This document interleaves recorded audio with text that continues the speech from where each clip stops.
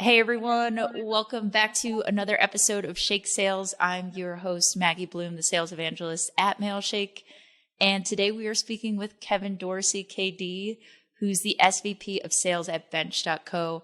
I'm super excited to talk with KD. I've been following him for a while, and we're lucky enough to have him as a coach at Mailshake. So he helps coach our team.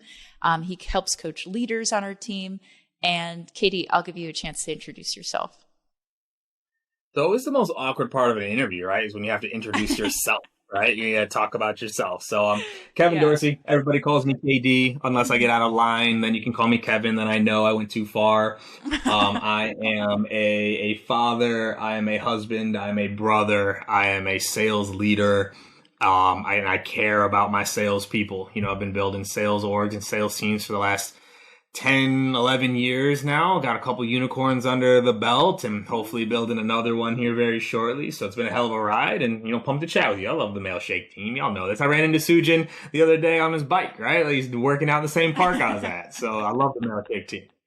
Isn't that crazy when you actually meet people in real life now and you're like, whoa, this is like we live near each other somehow? So yeah, it's funny. Like we don't have to go into it today, but yeah, Sujin and I connected years ago, right? More so in like the digital marketing space. And then when I moved to Austin, we ran into each other, and then now we live like 3 miles away from each other, right? So just slowly getting closer. Eventually, you probably move into my guest room if you didn't have so many kids. But it's all good. It's all good. Yeah, he definitely needs the space there. But super cool, Katie. And I want to talk with you about the loss of skills in SaaS. And I know this is something that, I've heard you post about on LinkedIn or talk in podcasts of just about like building skills in general. I know that you coach teams right now, like we mentioned, our internal team. And my first question to you sparked from a conversation that I had with our head of outbound sales, Jed, which I know you work closely with him. And it was just the other day, you were all talking about new tools in SaaS. So I guess the question is, how are some of these new tools or just tools in general or tech stacks almost replacing or automating this SDR role or an SDR team? Ooh, it's interesting because those are two different things in my mind. There's skill development and then there's tool utilization. So look at these tools, right? And, people can come after me for this one, but I feel like I'm one of the few sales leaders that have has been doing this for a minute. That's like, a lot of this can be automated. Right, there's always this fear of sales leaders and salespeople, can't automate us. We're salespeople. It's what we do, and it's it's already happening. We just don't realize it, right? So if you really think about it, sales and sales development, for the most part, is just a really long chain of if-thens. If this, then this. That's all it is. That's literally all it is. And when you think about it that way, you start to think about it like a code. You start to think about it like a program, right? So if you're selling this tool, then you target this type of persona. And if you talk to this type of persona, then this is what you say. And if you find this on their LinkedIn, this is what you write. And if they ask this question, it's all if thens, and you can actually map a lot of this out if you just take the time to do so, right? 80% of your objections are the same 5 to 6, right? 80% of the concerns of your prospects are the same 5 to 6. 80% of the reasons why people buy your product are the same 5 to 6. You really can, right? So then when you start to think about the ifs and the thens, this is where the tools start to come in, right? Well, if I wanted to get in touch with someone, well, then I need accurate contact data. Well, you've got a lot of tools out there that are doing contact data, right? Well, if I need contact data, then I need to build a list of people to get the contact data for. We've got tools now that are starting to build these lists. I want this type of persona with this type of title at this type of company that uses this type of tool. So now that's being built. Now, once I've found that, then I want to personalize that email. Well, you've got tools that are now starting to personalize that first line of the email. And then I have to make a phone call. Well, you got tools that are starting to automate that phone call. And if the prospect says this on the phone, you have tools that are now prompting the rep on, like, so y'all, like, this is what's happening Where a lot of people are, I think, are behind right now is there's so many different tools that doing it, the different pieces, that it gets overwhelming. What I've spent a lot of time this past year is like learning about these tools, learning about the different things and how can I connect them? Because if I can connect the lead scrub to the data scrub, to the sales engagement, to the CRM, to that one-line personalization, to the live playbook coaching, to the deal management, I'm 90% of the way there. And so you're almost saying, like, I guess a skill that people can learn as sales reps or sales managers is like, how are you fitting all these together? Because it can be overwhelming. I mean, I see it. I don't even work with so many tools, but like, how can these two interact? So would you say that that's something that people should become a bit more well-versed on? And who does that lie on? Yeah, well, there's two parts of it, right? There's the if-thens. Building that out is a skill. That's going to come from sales leadership and sales people, right? If this happens, then what needs to occur? That's going to come from people in the trenches, right? If we hear this objection, then we need to say this. So a lot of the if-thens are going to come from the salespeople. So my sales leaders, you actually already have a lot of these if-thens. They're just living in your head. If, like, I could hit up any sales leader right now. It's like, if your people are prospecting, then who should they go after? They would have an answer for that. If someone said it's too expensive, then what should they say? They'd have an answer. So it's first capturing all the if-thens. That's a sales leadership skill. Then once you have that, you actually need to teach that to your people, right? You actually need to develop those skills outside of the tools, right? Most leaders have all these if-thens and scorecards in their head. You got to teach people, right? Develop those skills. But then on the flip side, the tool side, this skill is something, again, it's hard. It's hard to do. And who owns it, truthfully, is whoever understands it the best. And not a lot of sales leaders understand it. But then what that causes is like RevOps to get involved or BizOps to get involved, but they don't understand the sales process. They understand the tools, but they don't understand the sales process, and they don't understand the prospect very well. So that's where a lot of these tools start to get used the wrong way, is someone who doesn't understand the sales process puts them together. That someone who doesn't understand the prospect puts them together. And then that's the failure, right? So learning how to piece those together is a skill that I think most sales leaders should be looking at over this next 2 years. So KD, you're telling us that operations and sales need to talk to each other to learn how to use these tools effectively. Yes, absolutely.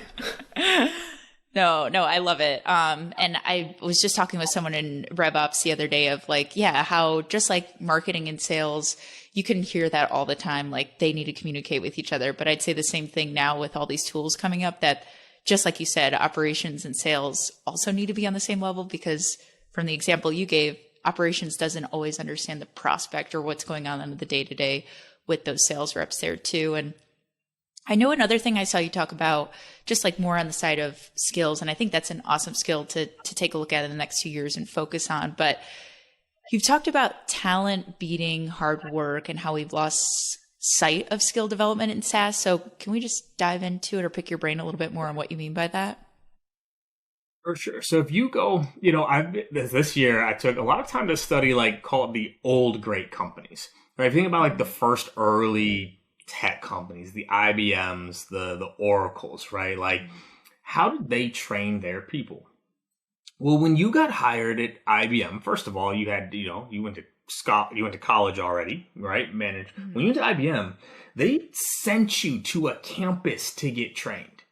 Like when you got hired, you went to the Oracle basically campus to get trained. You went to IBM and you got trained, and you got binders on top of binders educating you on the industry, on the prospect, on the product, all of it, right? If you wanted to become a manager, same idea. You went to manager school. They literally sent you to it to learn and then sent you back, right? Now in SaaS today, most onboarding programs are 2 weeks long.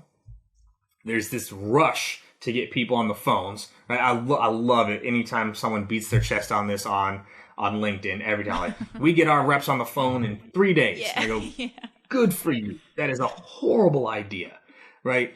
Like, and it's this idea, like, we don't focus on skill development anymore. We just don't. We focus on product knowledge. Then we start to focus on process knowledge, right? Can they use the tools? Then we start to focus on prospect knowledge. Do they even understand the prospect? And lost in there is like how to actually have a great conversation, how to properly handle objections, and developing the skill. And this is what's hilarious to me. If I bumped into any sales leader at a bar, right? Bump up. Oh, what do you do? Oh, I'm a sales leader. Oh, that's crazy. I'm a sales leader too. That's awesome. Let's talk about skill development real quick. What does it take to get good at something? If I asked any sales leader, what does it take to get good at anything? Sports, music, art. What do you think they'd tell me, Maggie? What does it take to get good at anything? Practice. Practice. What else? Like coaching, having someone there to support you during it. Repetition. Feedback. What else? Repetition, which is kind of like practicing.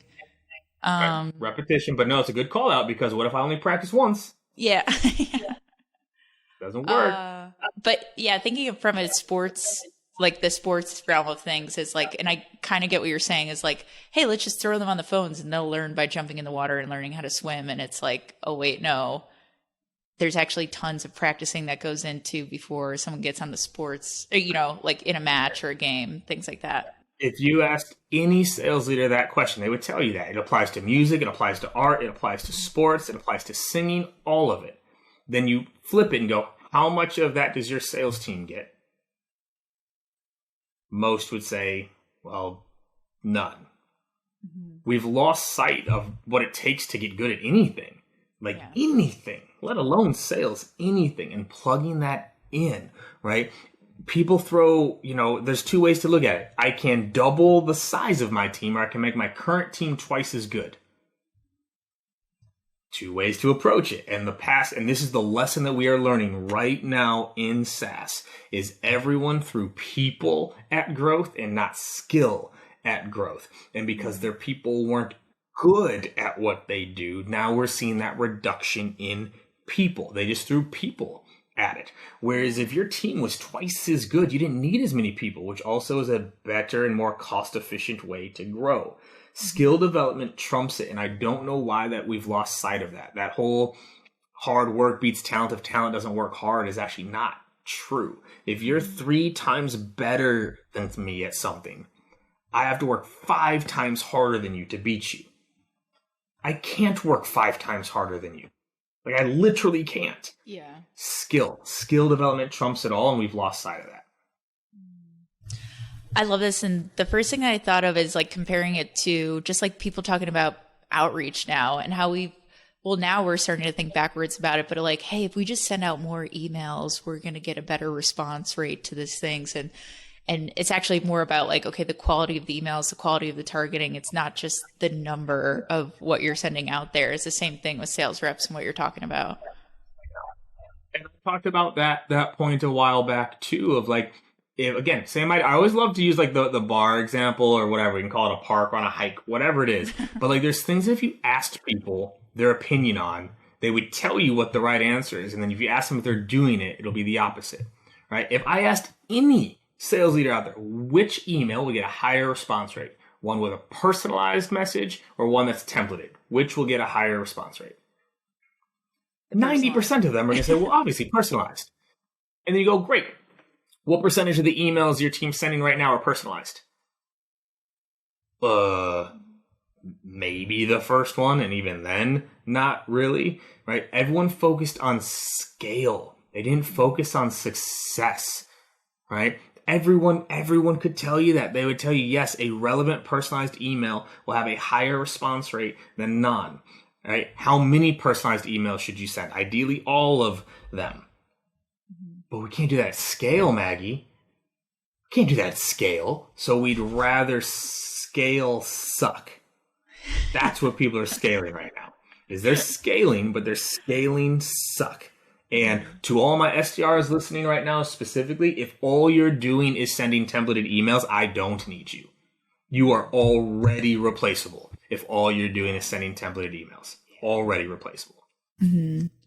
Absolutely. And that's what we're going back with the tech stack there and how I think that's why it's important to focus on like, okay, what are these skills that people should be learning? How should they apply them there too? And yeah, one of the last things I want to ask you here is just I've heard on podcasts that you've done too is like one of the biggest things that has helped you in your sales career is studying people. Is that like, from what you've studied and like skills that you've developed, like how can someone do that, or how did you do that? Well, so I mean, again, right? Sometimes simplicity is everything, right? Like, how do you learn anything? Well, you go read about it, yeah, right? You go Google it, and again, like these are just things where people overthink it, right? And so as we go through this process, we go, okay, right? Well, what did I do to learn about people? Well, one, I just paid attention to people in my life, starting with myself. How do I read emails? How do I like to be sold? What sort of messaging would work with me? What would sound natural if someone was calling me? What type of call would I engage with, right? You start to even just look at like, there are so many of y'all out there right now sending emails and making calls that you know damn well you'd never respond to. Yeah. So you start with the person you know the best, which is you. Then you can start elevating from there and paying attention to people around you.